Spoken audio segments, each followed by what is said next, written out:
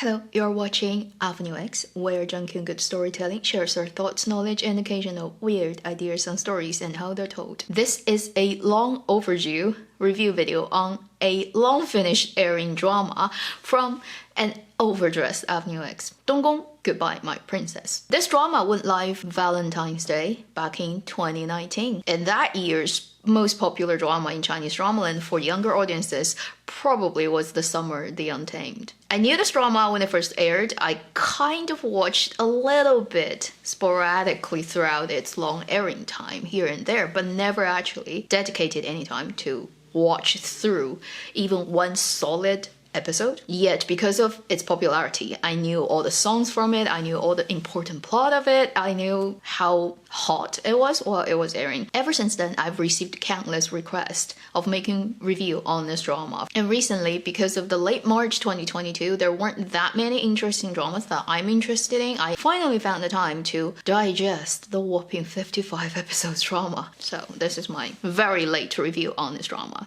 Donggong, Goodbye My Princess is based on a novel written by the very famous female writer who writes very torture-heavy romantic story, 非我私吞. Her other very well-known novels that got put on screen are the 钟汉良and 李小冉 dramas, 来不及说我爱你 and 今生有你 and many other dramas. This one is based on her 2010 published novel, Donggong, literally meaning Eastern Palace, usually is the type of palace that's given to the crown prince of the imperial China's all kinds of different dynasties. As traditionally in I Ching, the 8 different directions represents different people, and Eastern represents the crown prince, the eldest son, the son to inherit. This drama is directed by Li Muge, led by Chen Xingxu and Peng Xiaoran. Li Muge more recently did another very successful drama that again proved he is a director who knows how to make female lead look very good. That was the drama last year, Siteng Rattan. The drama was filed as a project as far back as 2015, but they didn't start shooting until January 2018. Initially, the drama was supposed to come out at the very end of 2018, around December. They postponed it until Valentine the next year, and it's a good time. It came out and then it was really well received. As this is already by now a 3-year-old drama, most of the heat and popularity of it has died down. It has become a part of the memory of Chinese dramaland. When it first aired, it was 52 episodes.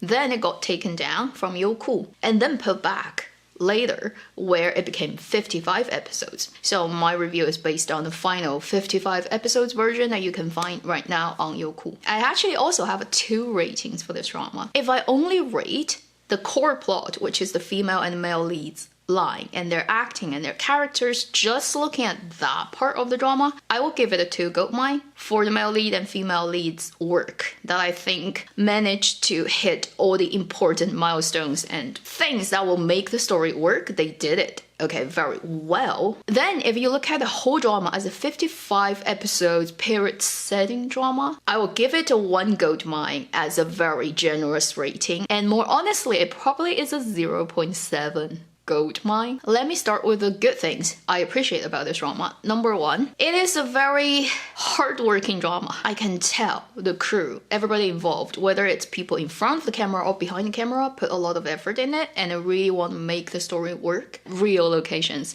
on prairies, on deserts. They went to Bashang, which is a place mostly if you need prairie scene. For period drama, that's where you go. Also, they went to Dunhuang, which is in Xinjiang, and it has a lot of very important historical heritage, but also natural landscape. With all the forests, the semi-desert landscape, trees, rivers, and openness of the first part of the drama, that's money spent and effort made. I highly appreciate that. I don't think in recent years there have been many romantically themed period drama that actually spend that much time and money on shooting on real location, and it's beautiful on screen. They also didn't shy away from, for example, riding real horses, letting people actually learn and ride horses. They also shoot all the under the water scene for real, obviously in pools, not actually in rivers, but it's real water with people in period costumes, which is not nice, not cheap, and easy to film. So for the actors involved and also for the production crew, at least that attitude is highly, highly appreciated. I mean, come on, although I like Word of Honor, I still have to laugh at the underwater scene of that drama. That's totally faked. So I appreciate that the drama spent money, effort, energy on things that actually elevates the texture of the drama, the quality of the drama, the production value of the drama. Although I do have to say, during the shooting of the drama, there are a couple of episodes of some of the accidents that they've got. For example, male lead falling off the horse. For example, female lead getting carbon monoxide poison because she was shooting in the room that has charcoal burning. That means you're not doing it very professionally. Okay, you should have taken care of the safety of the people first. It also shows that a lot of the Chinese drama productions, even till today, is still not very professionally done by people who are very professionally trained. Second thing, clearly, obviously, I think the thing that made it work, during 2019 was the casting of the male and female lead Chen Xingxu and Peng Xiaoran. Their chemistry, their performance, their effort of making that story convincing. For this type of highly torturous, melodramatic plot, if the two leads didn't work, it would be nothing. It would totally crash into ashes. Thankfully, they picked the right people and they really worked together very well. The highly sad, heightened jumping off the cliff into the river, trying to, murder each other, that level of intensity. The sweet and cute moments when both of them, for part of the drama, were blissfully unaware of their past history. I see the rewatch value of those moments. I think for most of the people who love this drama, it's unlikely that they want to go through every episode minute by minute over and over again, but I think a lot of people would want to pick out certain parts of the drama, certain episodes, or certain couple of scenes and just put it on loop. You can consider this to be a very mutually lucky relationship between the production and the two actors. For the actors themselves, I think even up to now, after 3 years, you can still say it is Chen Xingxu's best role ever on screen, small screen television. You can also say that's the best role for Peng Xiaoran up to now. Before that, they haven't got a role that made them that well known. Afterwards, in other productions, no productions has gotten to that kind of popularity and the roles that impressive. So for them as actors, they're very lucky that they got picked for this drama. And then on the drama itself, as a story side, I would say if it wasn't for Chen Xingxu and Peng Xiaoran, if they picked two different people, the rest stays the same. This drama would not have exploded like this. It's just a very lucky serendipity situation. Dongong, the story itself, if story has a,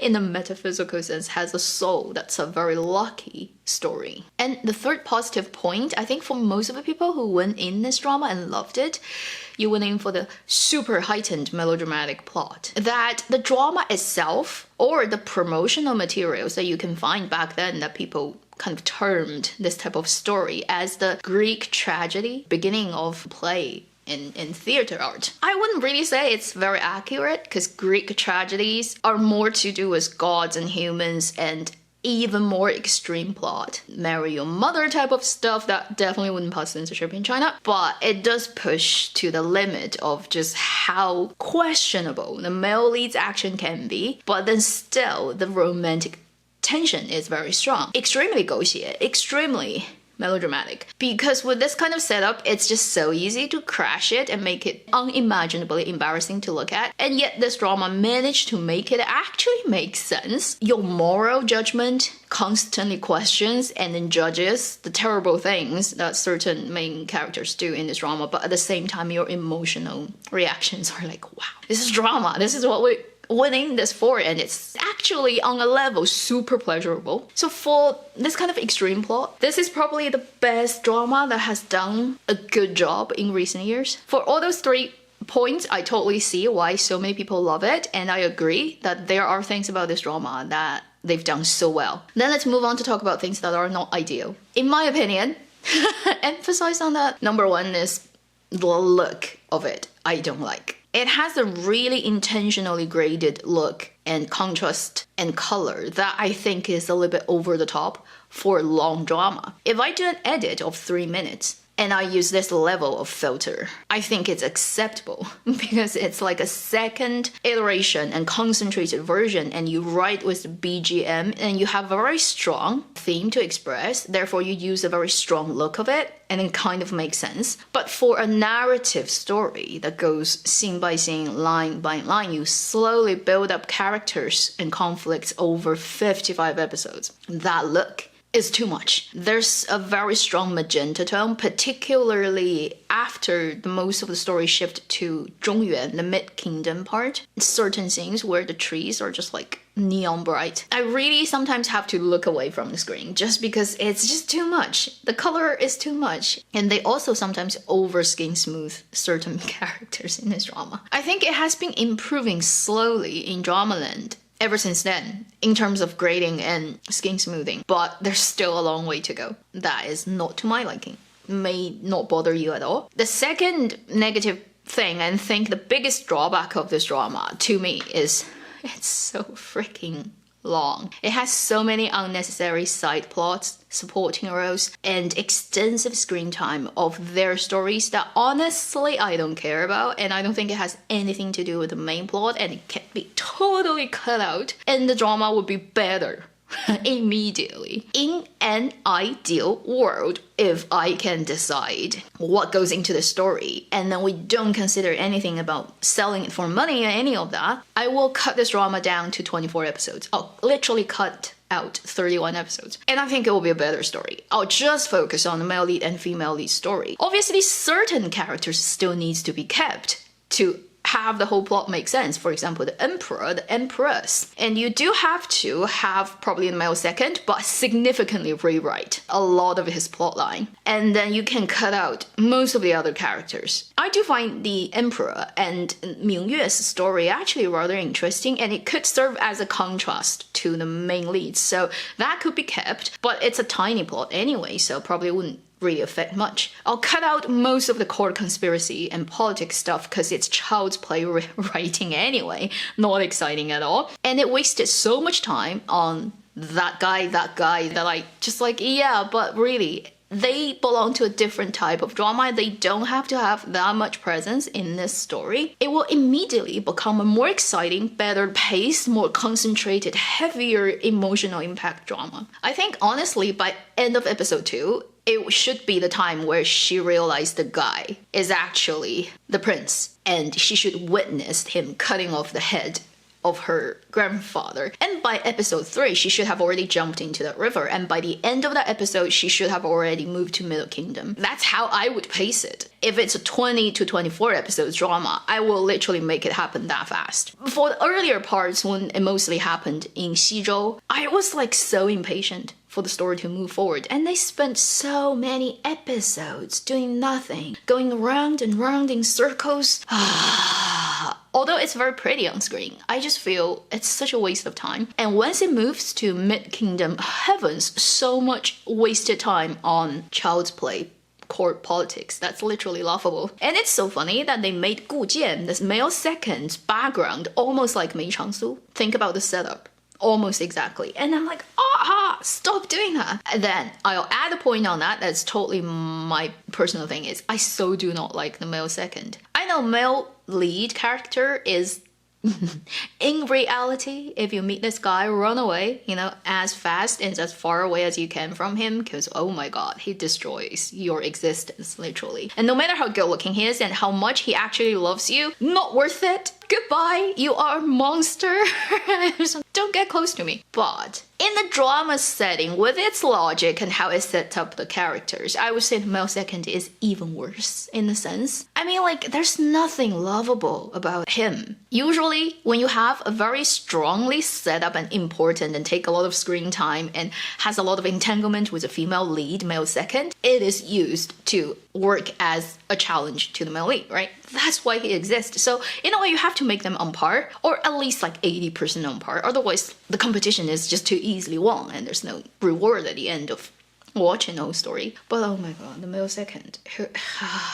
This guy is unbearable. Throughout this drama, most of the time he has this negative energy vibe of just Like whenever he is on screen, it's down and down and down, particularly later when he's like constantly drunk and constantly just giving out that really heavy burden vibe all the time. It's your scene again. You're gonna complain about your life and everything again. Come on, goodbye. I don't want to look at you. Also, the second stage of this story where both male lead and female lead lost their memory for that period of time, they didn't remember what happened earlier. During that time, male second still remembered everything. He knew that the female lead at the end of their first life was at the point where she just didn't like him at all. You've betrayed me and I'd rather you die in front of me. She's at that point. And he knows. He remembers everything. But then she lost her memory and she's unaware of that anymore. And he has the audacity of cutting in and saying, you don't remember me anymore, but we were really close and blah, blah, blah. I'm like, what are you doing? When I looked at that scene when he literally said those things and trying to gain her friendship or love back again, I was so pissed. That from that moment onwards, no matter what he does, you know, you can sacrifice your life 10 times over for her. You did something that's just so low. It's not anything that a person with integrity and dignity should be doing. I cannot accept that, okay? I almost cannot accept that more than all the shitty things Li Chengyin does. So basically for this drama, the totally failed to challenge male lead's position, male second, who's got that much screen time and narrative weight.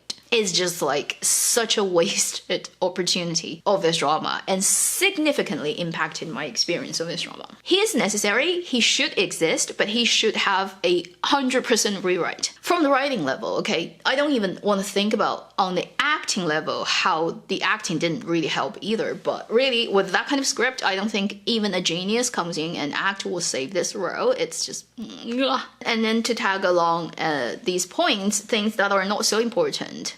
Just a personal aesthetic thing is I think the styling of the female lead, the part when she was in Xizhou, brilliant. It just suits Peng Xiaoran. Iconic look, and I think it's gonna stay there for a long time in Chinese dramaland for a female role of that kind of setup with that kind of look, and for her as an actress. But then the second part of the drama, once she moved to Middle Kingdom, starts to crash in every way imaginable. No matter how many styles she changed in the later parts of the drama, the best parts are still the earlier parts. And I guess, you know, she's the Xizhou princess, she's not the Mid-Kingdom princess, so it makes sense that once she got pulled out of her natural habitat, she no longer is that full of vitality and natural beauty princess. And this Zhongyuan look may not suit everybody, right?